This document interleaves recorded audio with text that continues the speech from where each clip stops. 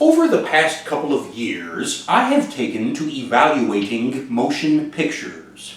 Now, I don't mean merely popping up a bowl of popcorn and watching them per se. I mean actually evaluating them, assessing them, not only in terms of their content and their quality and their professional integrity, but also in terms of some of the more subtle cinematic aspects. In some ways, I'm not unlike the compilers of these mighty and massive movie review tomes, although in a lot of ways I'm very much dissimilar from these folks. In one way in particular, you see, at sometimes being up to 2 or 3 movies per night, 1,562 films later, the majority of that which I have evaluated has been thriller movies, horror movies, as you probably call them. And I can tell you, the both of these being contemporary horror movies, inescapably speaking, there are some disturbing, and alarming trends which are emerging in the horror movie industry. Now, that of course is the stuff for another editorial altogether. There is, however, yet one additional emerging trend, which cannot be denied, and no matter what your evaluation of it might be, it is, by definition, progressive. Now, I know you might well be saying, horror movies, they're all the same. If you've seen one, you've seen them all. These slasher films, they all have the same formula. We've sat through it 1,000 times before. And indeed you have. You are quite familiar with that formula. It was a dark and stormy night. Centered around a campfire in the middle of a deep, dark forest, a group of innocent, naive teenagers are swapping spooky ghost stories. 2 of said teenagers, very much in lust, decide to steal away from the others and venture further into the forest in order to explore their amour.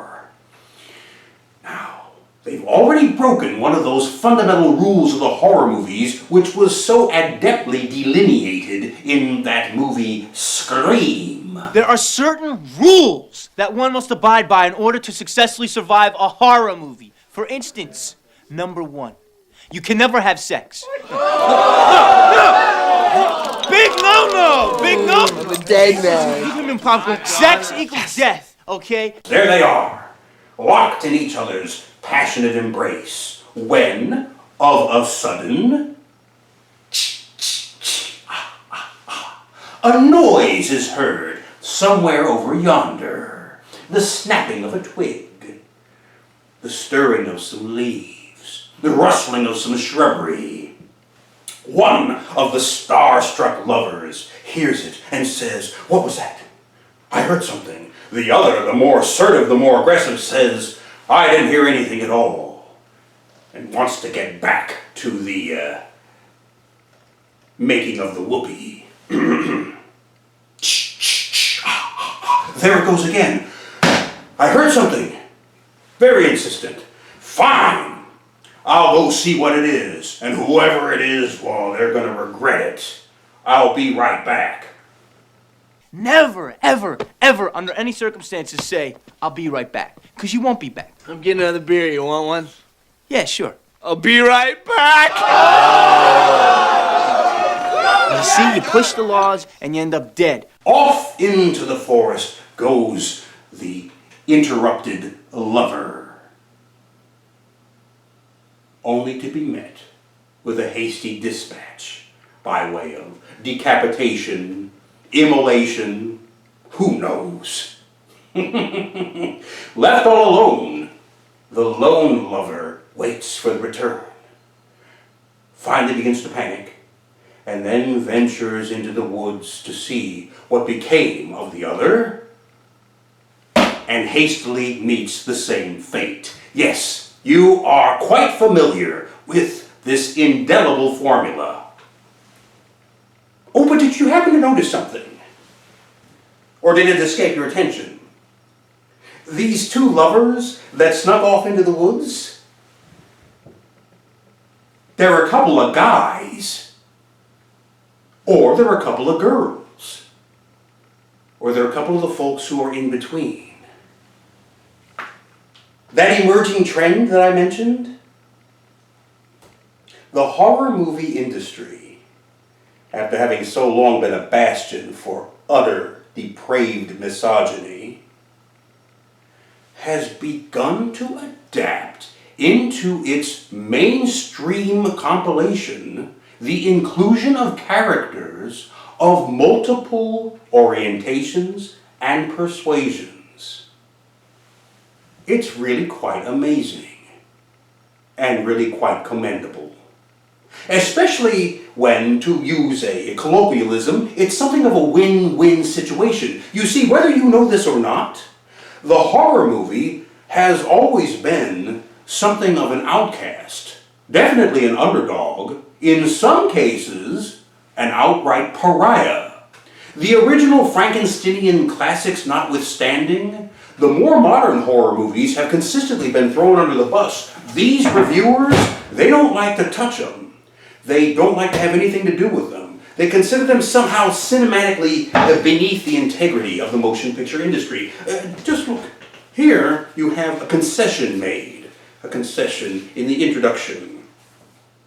We have, however, been more lenient about the inclusion of horror films. Since there is a huge audience for them and they are readily available, we've attempted to include even the lowest of the low to prevent you from getting stuck with, well, a lousy movie. No, they didn't want anything to do with them. But because of the demand of the audience, because of the huge popular appeal, very gradually they've had to admit that this genre exists, and we're going to have to give it its proper due. And now, this unsung genre is likewise, as it were, singing the praises of another disenfranchised group, which has been neglected and persecuted for so long. I am told that the month of June is a time which is heralded and celebrated by people from the rainbow spectrum. And these are people who celebrate not what I would call their lifestyle, but let's say their lives, their way of being, their design, every calendar month of the year. Well, here is one more way in which they are not only being recognized, but in some ways, I'm not going to use the word normalized. I wouldn't insult them in such a way. But let us just say embraced. And embraced in a way which is really quite laudable. I mean, from Svengoolie to Lloyd Kaufman, to have your presence, your very essence, represented in a horror movie, that's quite a distinction. It simply is.